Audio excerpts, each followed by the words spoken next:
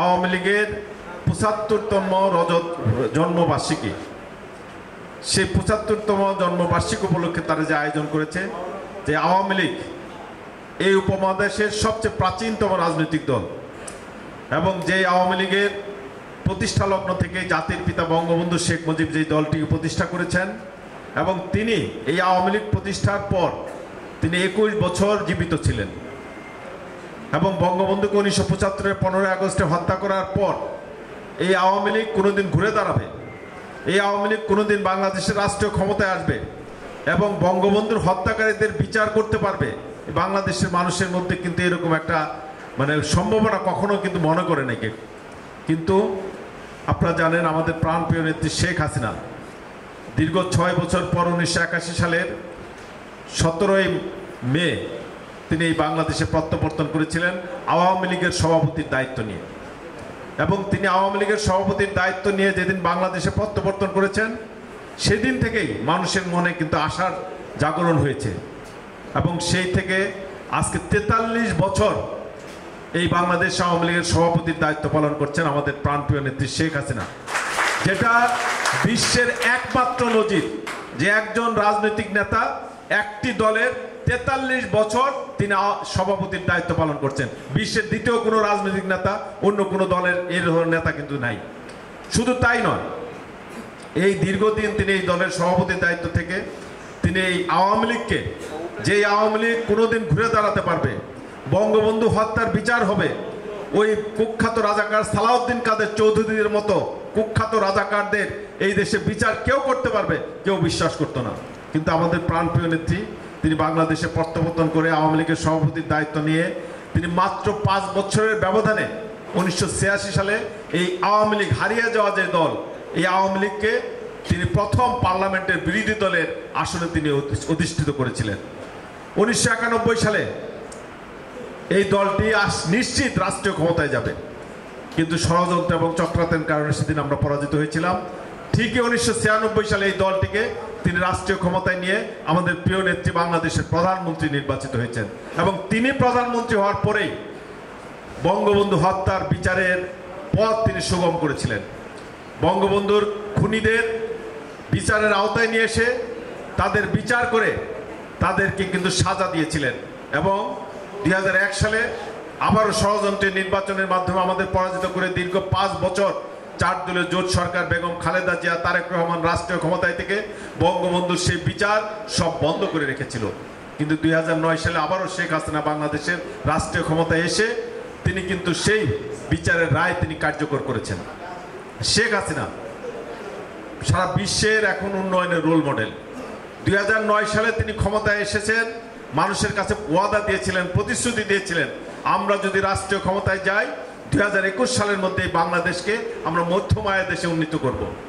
শেখ হাসিনার সেই ওয়াদা দিয়েছিলেন যে আমরা রাষ্ট্রীয় ক্ষমতায় যদি যাই সে ১৯৭১ সালের কুখ্যাত রাজাকার আলবদর আলসাম যারা এই দেশের মানুষ ৩০ লক্ষ মানুষকে হত্যা করেছে সেই যুদ্ধবারীদের বিচার আমরা করব।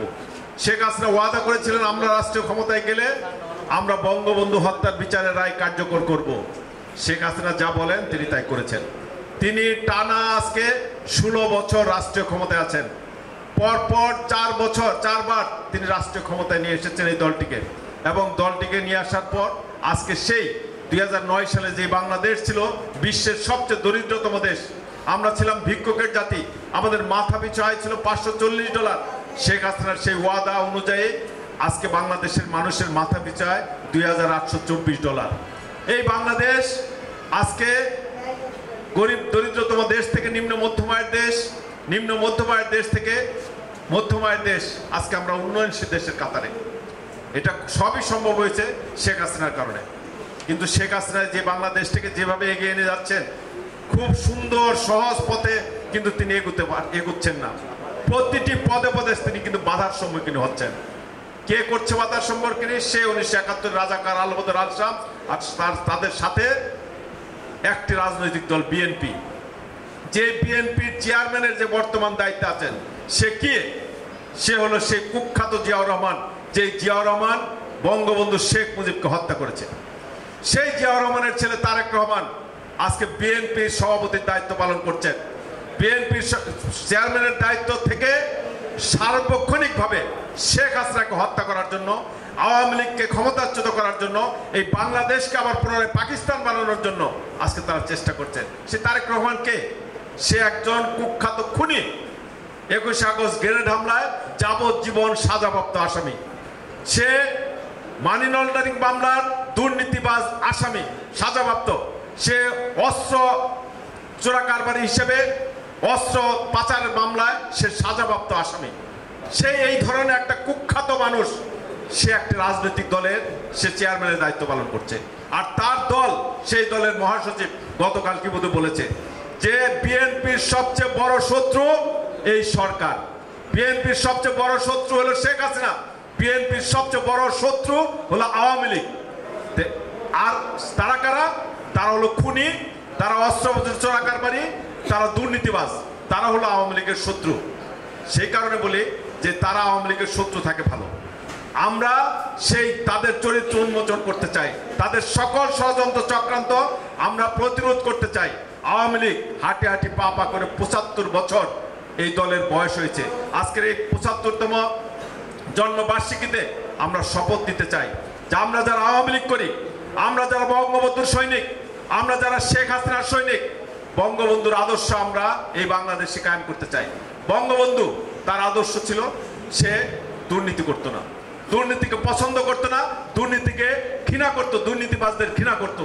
আজকে আমাদের প্রাণপ্রিয় নেত্রী শেখ হাসিনা, তিনিও দুর্নীতির বিরুদ্ধে জিহাদ ঘোষণা করছেন, দুর্নীতির বিরুদ্ধে তিনি কাজ করছেন। আমার নেত্রী শেখ হাসিনা তিনি কখনো দুর্নীতি করেন না, দুর্নীতিকে প্রশ্রয় দেন না।